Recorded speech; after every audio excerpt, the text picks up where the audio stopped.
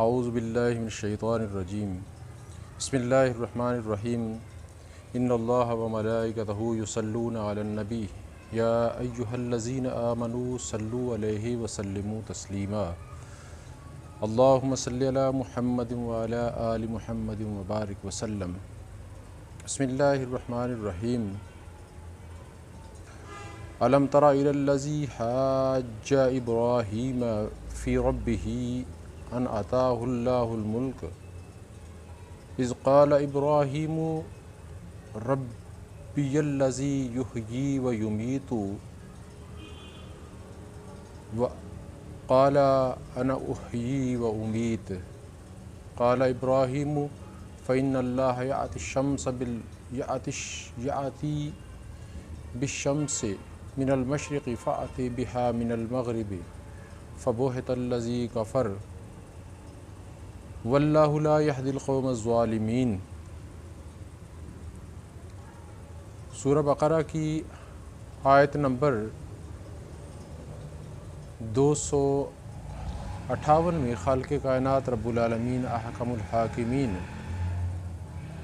ارشاد فرماتے ہیں، کیا نہ دیکھا آپ نے اے حبیب صلی اللہ علیہ وآلہ وسلم اسے جس نے جھگڑا کیا ابراہیم علیہ السلام سے ان کے رب کے بارے میں، اس وجہ سے کہ دی تھی اللہ نے اسے بادشاہی، جبکہ کہا ابراہیم علیہ السلام نے اسے کہ میرا رب وہ ہے جو جلاتا ہے اور مارتا ہے۔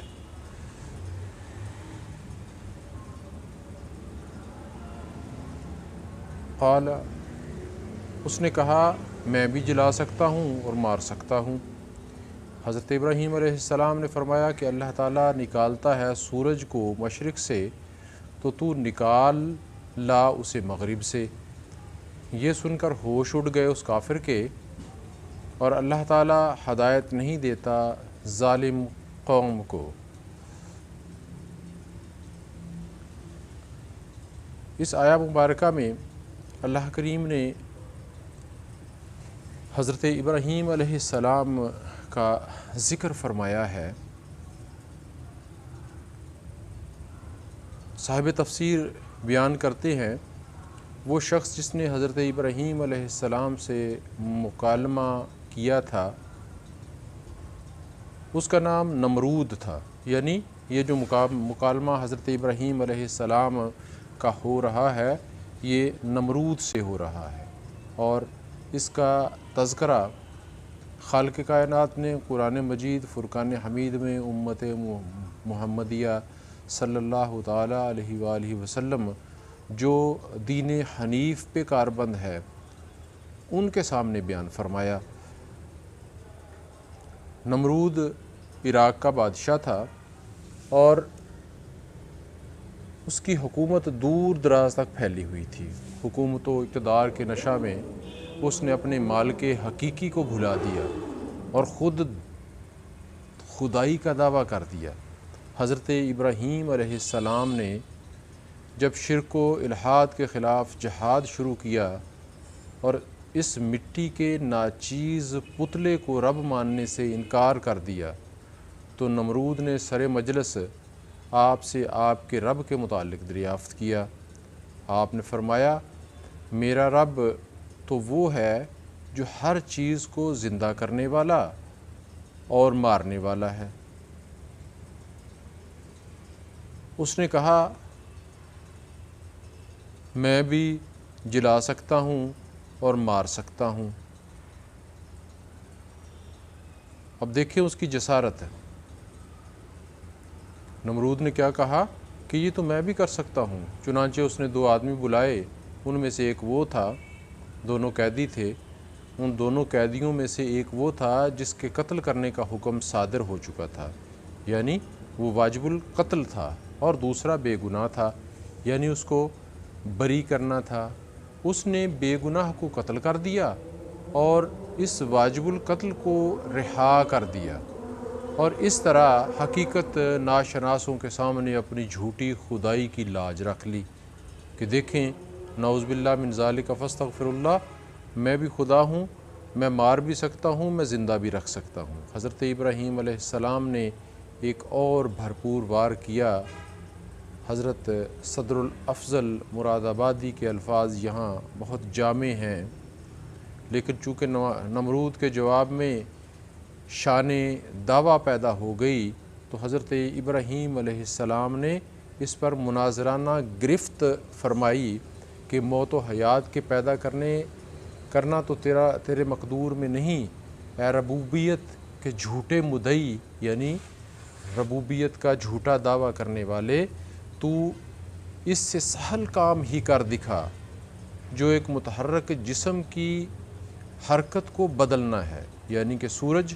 مشرق سے نکلتا ہے اور تو اس کو مغرب سے نکال دے۔ مردے کو زندہ کرنا تو تیرے اختیار اور بس کی بات نہیں ہے، تو سورج کو ہی جو کہ روٹین میں نکلتا ہے اور جو ایک متحرک جسم ہے اس کو ہی بدل دے، اس کی حرکت کو بدل دے۔ یہ بھی نہ کر سکے تو پھر ربوبیت کا دعویٰ کس منہ سے کرتا ہے؟ اب دیکھیں حضرت ابراہیم علیہ السلام نے کس انداز میں اس کو منہ توڑ جواب دیا، اور جس وقت اس نے یہ بات سنی تو اس کے ہوش اڑ گئے، اور اللہ تعالیٰ اس کے بعد فرماتا ہے کہ اللہ تعالیٰ ہدایت نہیں دیتا ظالم قوم کو، وہ قوم جو ظلم کرتی ہے رب العالمین اس کو ہدایت نہیں عطا فرماتا۔ یہ اس کا ایک جسارت تھی، ایک مکالمہ تھا جو حضرت ابراہیم علیہ السلام کی ذات گرامی کے ساتھ ہوا۔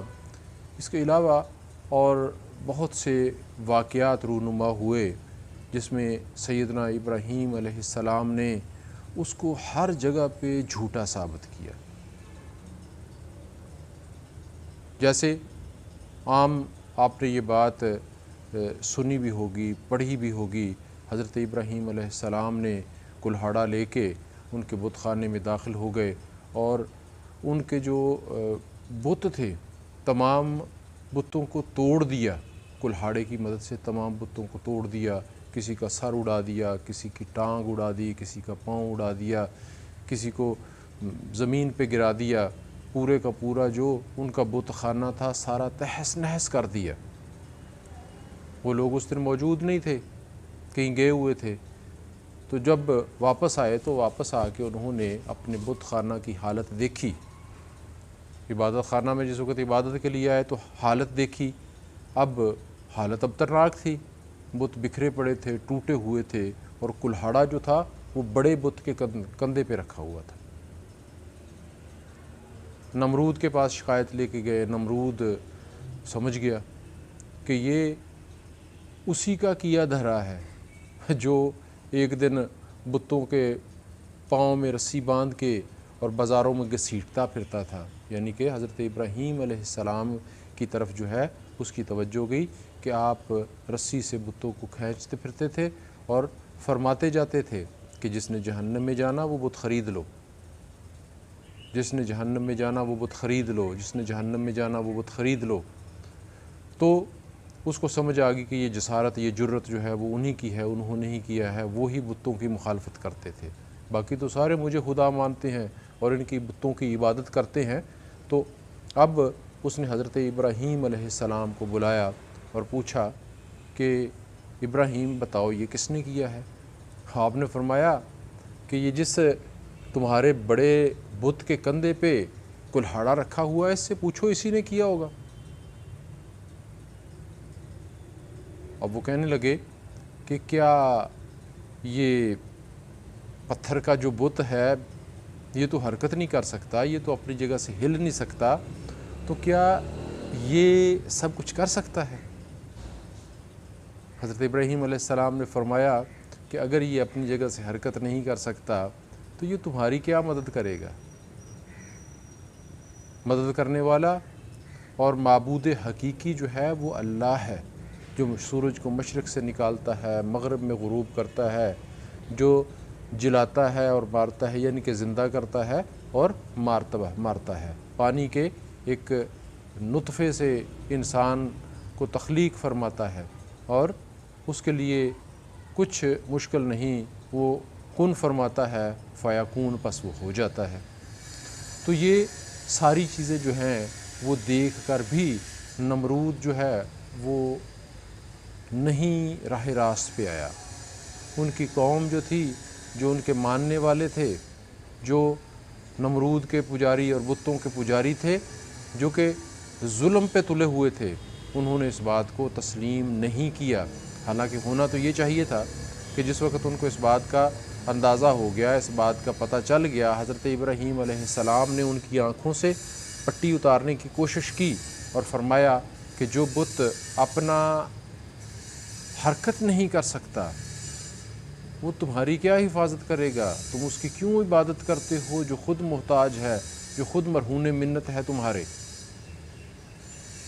اب ان کو اس بات کا اندازہ تو ہو گیا، پتہ تو چل گیا ہم جھوٹے ہیں، لیکن اپنے اس جھوٹ کو چھپانے کے لیے نمرود نے اپنی نعوذ باللہ ربوبیت کے ظاہر کرنے کے لیے یہ کیا کہ دیکھیں ابھی میں ابراہیم کو سزا دیتا ہوں۔ حکم دیا کہ لکڑیاں جمع کرو۔ اب لکڑیاں جمع کی گئیں، کتنے عرصے تک جو ہیں وہ لکڑیاں جمع ہوتی رہیں، ایک بڑا ڈھیر جو تھا وہ لکڑیوں کا لگ گیا اور پھر اس کو جلایا گیا، اور جلانے کے بعد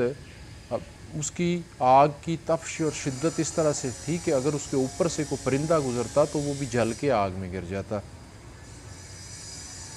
اب حضرت ابراہیم علیہ السلام کو فرمایا گیا کہ اگر اس آگ سے بچنا کہا گیا، اس نے نمرود نے کہا کہ اگر اس آگ سے بچنا چاہتے ہو تو مجھے سجدہ کر دو، تمہارے پچھلے سارے جو لغزشیں ہیں، ساری جو تم نے جو ہمارے خلاف کام کیے ہیں وہ سارے کے سارے تمہیں معاف کر دیے جائیں گے۔ حضرت ابراہیم علیہ السلام نے فرمایا اللہ ربی، میرا رب اللہ ہی ہے، میں اسی کا بندہ ہوں، میں اسی کے سامنے جھکوں گا، میں اسی کے سامنے سجدہ کروں گا۔ اس لعین کو اور طیش آیا اور غصے میں آیا اور حکم دیا کہ ابراہیم علیہ السلام کو آگ میں پھینک دو۔ بڑی منجنیقیں جو ہیں وہ تیار کی گئیں حضرت ابراہیم علیہ السلام کو آگ میں پھینکنے کے لیے، لیکن آگ کے اندر جلانے کی سکت اور ہمت اور طاقت کہاں سے آ گئی؟ وہ تو اذن ربی سے جلاتی ہے، اللہ کے حکم سے جلاتی ہے۔ خالق کائنات نے کیا فرمایا؟ یا نار کونی بردوں و سلامن علی ابراہیم، ہے آگ ٹھنڈی ہو جا، سلامتی والی میرے خلیل حضرت ابراہیم علیہ السلام کے لیے۔ اور آپ کا وہ جو وقت آگ میں گزرا وہ اپنی زندگی کا بہترین وقت تھا، کیونکہ جمال یار کا وقت تھا، دیدار حق کا وقت تھا۔ تو ساری گفتگو کرنے کا مقصد یہ ہے کہ حضرت ابراہیم علیہ السلام نے شدید مصائب، شدید تکالیف کے اندر اور انتہائی جو حالت اس وقت آپ کی تھی کہ سارے کے سارے باطل پہ تھے اور آپ راہ حق پہ تھے، آپ نے حق کی راہ کو ترک نہیں کیا۔ ہمیں بھی چاہیے کہ ہم کہیں بھی وقت، کسی بھی وقت ہم پہ کوئی کڑا وقت آ جاتا ہے، کوئی مشکل آ جاتی ہے، تو ہمیں اپنے خالق حقیقی کی طرف رجوع کرنا چاہیے۔ رب العالمین احکم الحاکمین کے علاوہ باقی ساری چیزیں جو ہیں وہ ان کو زوال آ سکتا ہے، لیکن خالق کائنات رب العالمین احکم الحاکمین دائمی ہے، ہمیشہ رہنے والی ذات ہے، اور جس کو وہ باقی رکھنا چاہے، جس کو وہ بقا عطا فرمانا چاہے، اسے کوئی فنا نہیں کر سکتا۔ رب ذوالجلال احکم الحاکمین رب العالمین سے دعا ہے کہ خالق کائنات ہمیں قرآن مجید فرقان حمید کو صحیح معنوں میں پڑھ کے اس کو سمجھنے کی توفیق عطا فرمائے، اور سمجھ کے اس پہ عمل کرنے کی توفیق مرحمت فرمائے، اور جو کچھ ہم پڑھیں خالق کائنات رب العالمین احکم الحاکمین اسے دوسروں تک پہنچانے کی توفیق مرحمت فرمائے۔ ناظرین اکرام، یہ قرآن مجید فرقان حمید ضیاء القرآن ترجمہ و تفسیر کا جو سلسلہ شروع کیا ہے، اس میں یقیناً ہمیں سیکھنے کو بہت کچھ ملتا ہے۔ آپ حضرات سے گزارش ہے کہ آپ جس وقت اس ویڈیو کو دیکھتے ہیں تو دیکھنے کے بعد اپنے دوست احباب کے ساتھ اس کو ضرور شیئر کریں۔ دنیا جہان کی باقی ساری چیزیں جو ہیں ان کو ہم شیئر کر رہے ہوتے ہیں، دوسروں کو اس کے لنک اور فارورڈ جو ہیں وہ بھجوا رہے ہوتے ہیں۔ ایسی چیزیں قرآن مجید آپ کو جو قرآن مجید فرقان حمید کے ترجمہ اور تفاسیر سیکھنے کو ملتے ہیں، سرکار دو عالم صلی اللہ تعالیٰ علیہ وآلہ وسلم کی احادیث مبارکہ سیکھنے کو ملتی ہیں، دین کے معاملے میں اچھی اچھی چیزیں جو ہیں وہ آپ جس وقت سیکھتے، آپ کہیں سے دیکھتے ہیں تو گزارش ہے کہ ان چیزوں کو آپ لوگ فارورڈ کریں، ریفر کریں۔ آج معاشرے کی جو حالت اور خصوصی طور پہ ہماری نیو جنریشن، ینگ جنریشن جو ہے وہ جس نوبت پہ پہنچ چکی ہے، جس کنڈیشن میں جا رہی ہے اور جا چکی ہے، ان کے لیے اس امر کی ضرورت ہے، اس بات کی ضرورت ہے کہ انہیں ہدایت کا پتہ چلے، راہ ہدایت کا پتہ چلے، اور قرآن مجید فرقان حمید سے بڑھ کے رہنمائی اور ہدایت فراہم کرنے والی کوئی چیز نہیں ہے۔ ہمیں چاہیے کہ ہم قرآن مجید فرقان حمید کو خود بھی سیکھیں، سمجھیں، اس پہ عمل کریں اور دوسروں کو بھی اس طرف لے کے آئیں۔ خیرکم من تعلم القرآن وعلمہ، اس کا مطلب صرف قرآن مجید کو عربی میں سیکھنا نہیں ہے، بلکہ اس کے ساتھ ساتھ جو قرآن مجید کا اصل مقصد ہے، اور وہ کیا ہے؟ مقصد ہدایت۔ اور ہدایت حاصل کرنے کے لیے ضروری ہے کہ ہم قرآن مجید فرقان حمید کو اس انداز میں اس طرح سے سیکھیں کہ ہمیں احکامات خداوندی کی سمجھ آئے، ہم رب العالمین کے جو احکامات ہیں ان کو سمجھیں اور پھر اس پہ عمل کریں۔ اللہ کریم ہمیں عمل کی توفیق عطا فرمائے، آمین بجاہ النبی الامین صلی اللہ علیہ وآلہ وسلم۔ اللہم صلی علی محمد وعلی آل محمد وبارک وسلم۔